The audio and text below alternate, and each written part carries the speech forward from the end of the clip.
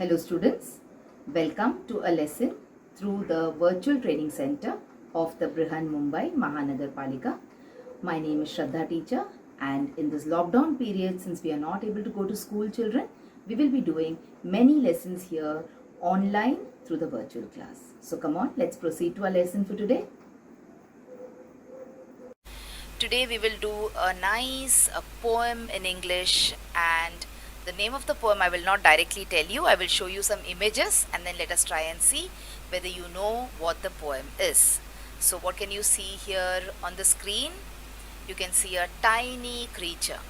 Alright, now especially during the rainy seasons we see a lot of these creatures roaming around inside our house or sometimes in our compound, etc. Let me show you one more image now. See, this is also a beautiful, cute little creature. Some of us don't like to see them. Some of us get hateful when we see them, isn't it? Because they crawl on the ground and they have got a typical shiny kind of skin. Alright, so most of us don't like to see these creatures. One more image. See, what is this? Have you seen this around your house now, especially during the rainy seasons? This is a earthworm. Alright, this is an earthworm. And all the other pictures also that you see on the screen, they are also different types of worms. So today we are going to learn a beautiful poem about worms, and the name of the poem is The Worm. Now, when we look at these tiny creatures crawling all around the ground, okay, sometimes on the trees, we find them to be very useless. We feel, what is the need for these creatures to survive on this earth? But remember, God has created even the tiniest of creatures with some kind of, you can say, objective or some kind of goal. So, even if a creature is very small, even if it is a worm, you should learn to appreciate its role in this world. So that is what the poem will tell us about. So when we read the poem, we'll understand why these worms are also important. Before that, let us try and solve a small exercise in your book. Now we have an exercise about think how the following creatures can be useful. So which are the creatures they've told you to think about? The first creature is the dragonfly. Have you seen a dragonfly? Sometimes children play with these kind of creatures also. They tie a thread to its tail and they make it fly. That is very, very cruel. You should not do things like that. Alright. So what is a dragonfly? A dragonfly is a beautiful insect which has got colorful wings, and the dragonfly itself is colorful sometimes. So what use is the dragonfly to us? What do you think? Are they around just like that? Or has God put them on this earth with something in mind? Has God thought about something when He created the dragonfly? So let's see how dragonflies are important. Dragonflies, they eat harmful insects. Okay, and thus they reduce the use of pesticides. Now you will say, so what if we use pesticides? What is wrong with it? See, pesticides are these kind of chemicals which are sprayed on vegetables, plants, crops, etc. What happens is the pesticides, they kill the harmful insects, but at the same time the roots, the leaves, the fruits, etc. of the plants, they absorb a certain amount of pesticide. And then when we cut these vegetables and when we wash them, the pesticides on the skin of course gets washed away, but there are certain amount of pesticide which gets absorbed by the fruit or by the vegetable or by the grain. That doesn't get washed away, children, and what happens? It enters your system.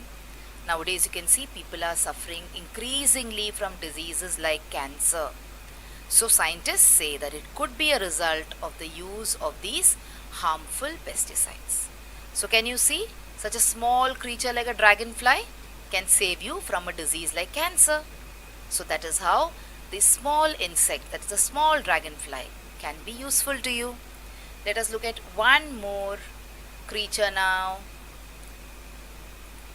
which is this creature. Have you seen this around your house? And we also have a imaginary hero called Spider-Man based on this creature, isn't it? So this is a spider. So why are spiders around? Let me show you one more interesting picture of a spider. See the spider? This looks real, isn't it? As soon as you see a spider, what do? You scream and you run away, depending on the size of the spider. Okay, but these spiders are also useful to us. What do? They feed on the common indoor pests. Now what are pests? Flies are pests. Mosquitoes are pests. Okay, they create different kind of diseases in us. So these spiders, they feed on these common indoor pests. Can you see here? A spider has caught hold of a fly and now it will eat that fly. So don't you think the spider is trying to do some pest control in your homes? So that is why spiders are also important in the ecosystem. But that doesn't mean, children, that you should have spiders as pets in your house, okay? Because you must have seen your mummy, when she sees the spiders, the cobwebs we call them, she dusts them away. Alright? So it doesn't mean that you should encourage spiders living in your house. You should always try to keep your house clean by trying to clean the cobwebs. The cobwebs are the home of these spiders. You can see the cobweb here also. See? Look at this image. You can see this nice thread-like thing. These are the cobwebs which these spiders spin. They are the home of the spiders. Let us look at one more animal now, or creature now, and that is the ants. You must have seen this ant also around your house. There are different types of ants. You have the black small ones which are harmless. You have the red ants which are called as the fire ants. The moment you step on them, what do? They bite you badly and you get a bad itch, isn't it? You can see ants carrying away food, leaf, etc. from your house. So see this ant. Look at the size and look at the size of the leaf. So ants are very hard working creatures. Now how can ants be useful to us? Ants loosen the soil. And some of these ants, they feed on the eggs of harmful insects like flies, bed bugs, etc. So I already told you how flies are harmful for us. Flies, they go and sit on any dirty thing around your house and then they come and sit on your food and make you sick. The same is with bed bugs. They suck your blood, isn't it? So what do these ants do? They not only loosen and aerate the soil like earthworms, they also feed on the eggs of harmful insects like flies, like bed bugs, etc.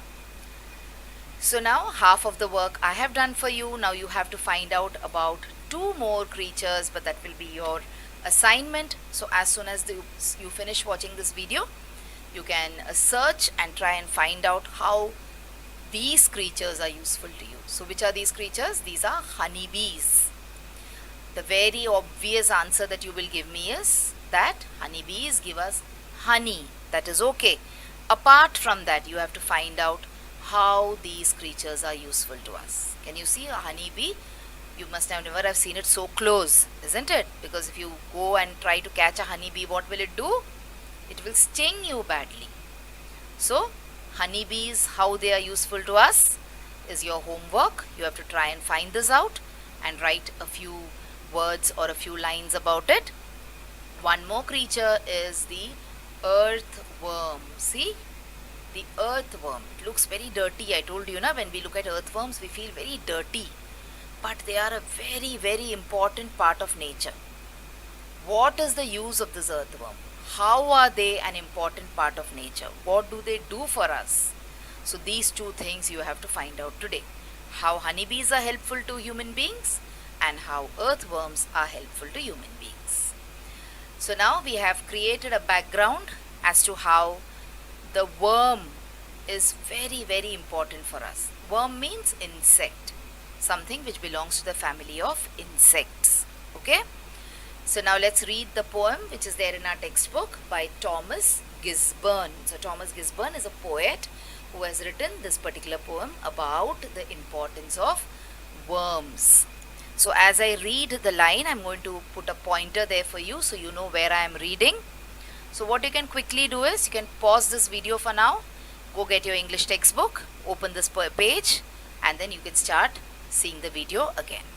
So let me start. On the way I will explain the important words also for you, or the new words also for you. So you can keep a paper and a pen ready so you can take down the meanings of the new words also. So turn thy hasty foot aside. Hasty here means hurried. Hasty foot aside. How can a foot be hasty? A foot is a part of your body. So you are hasty, okay? Your foot cannot be hasty. Hurried, when you are in a hurry to go somewhere, you do not look where you are stepping. So what do you do sometimes? Nor crush that helpless worm. So they're saying don't, in a hurry, don't crush a helpless worm. Okay? The frame thy scornful. What is the meaning of scornful here? Scornful means hateful or contempt, something which you look at with a lot of contempt. Contempt means something which you don't like.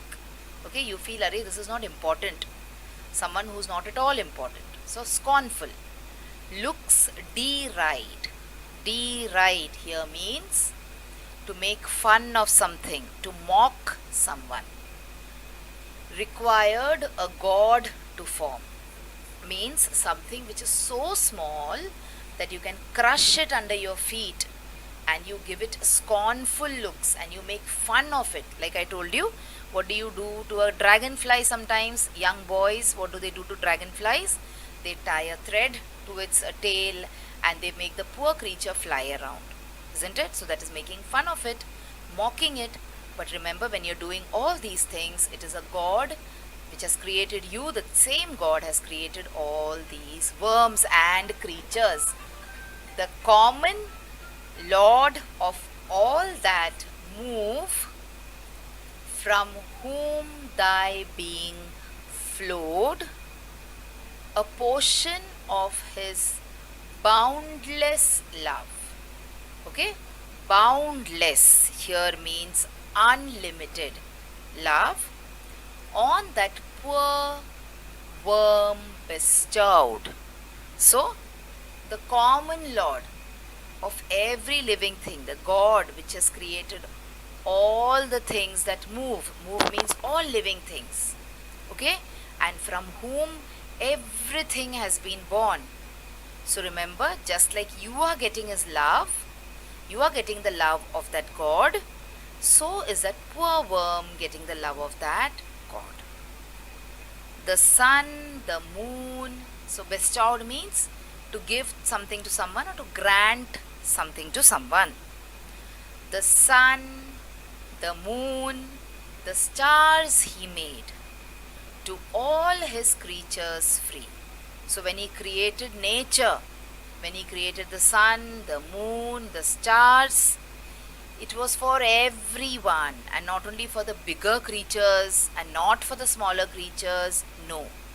Whatever he has created for all of us. Okay? And spreads over earth the grassy blade for worms as well as thee. So, whatever he has created, the grass also, when you sit on the grass and you find a worm there, what do? You immediately crush it. You say, arey, this worm is lying here. How will I sit now? So that should not be the attitude. You should try and not harm them.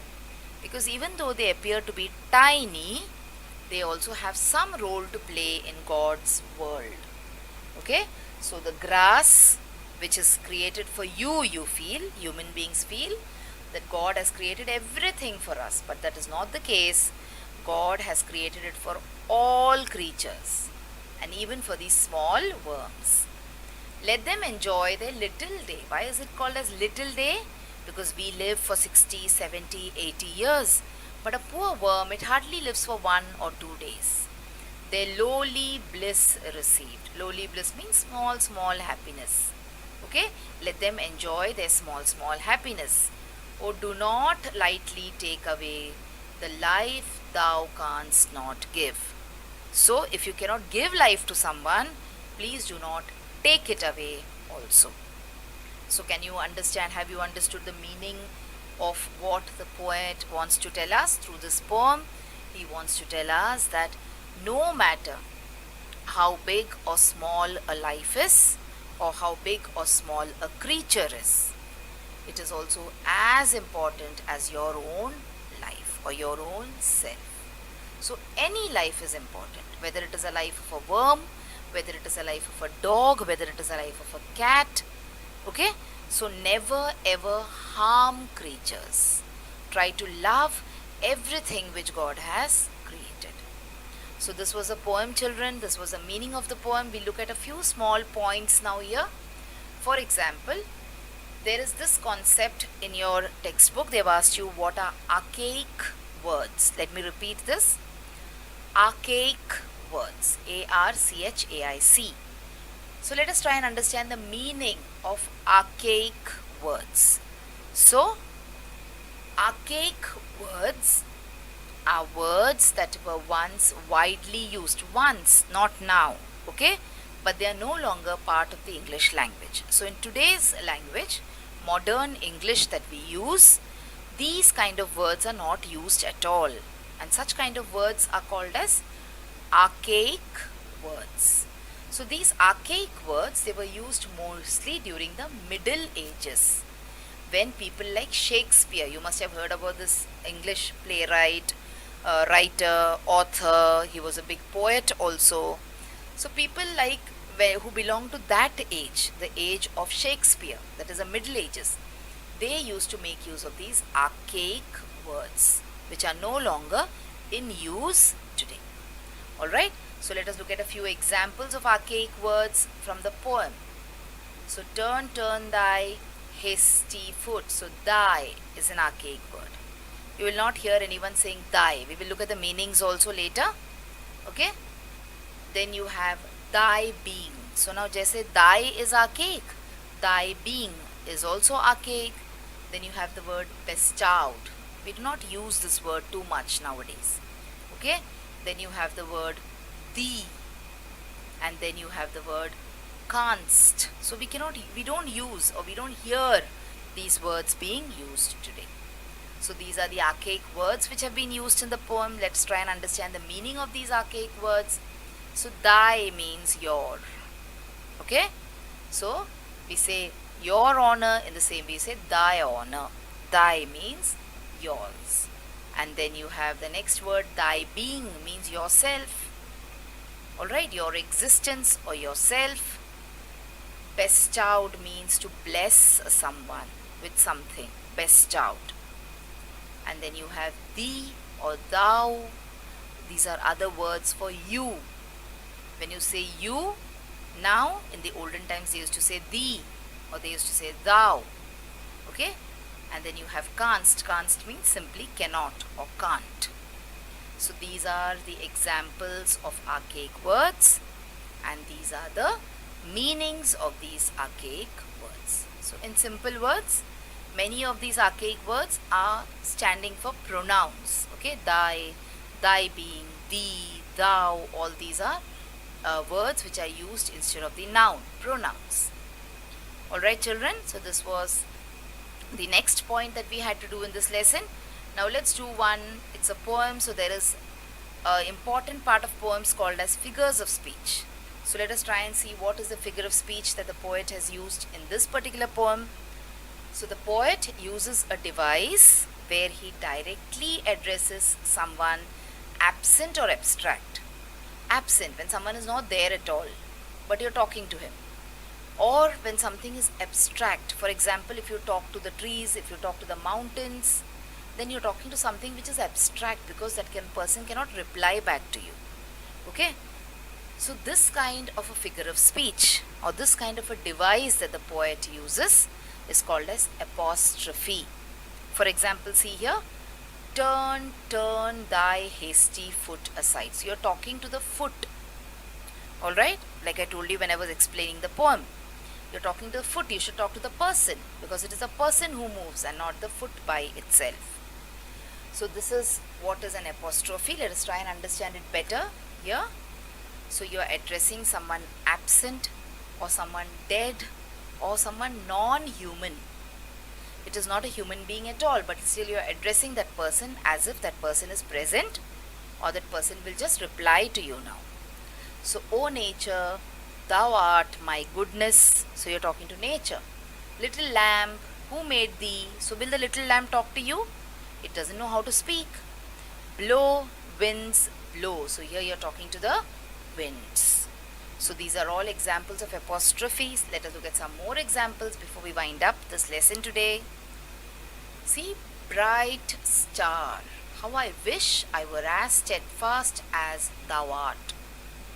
Okay, so here, bright star, you're talking to the bright star. You can see some examples of archaic speech also over here. Thou.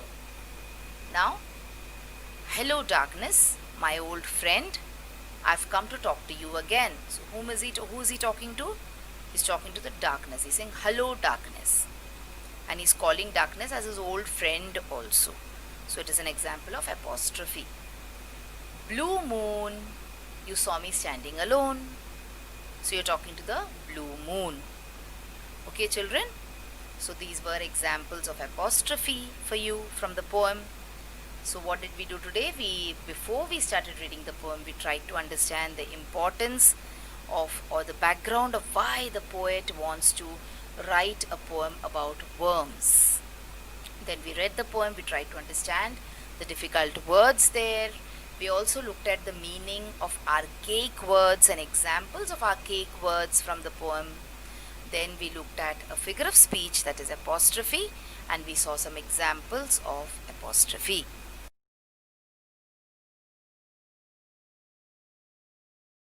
So children, wasn't that a wonderful video? And did you enjoy watching it? So if you want to watch more such videos in future, then please like this video and also subscribe to our channel, the MCGM Portal for Education, and also hit the bell button so that you get notified whenever I upload a new video here. Thank you so much for now. Let's meet again soon.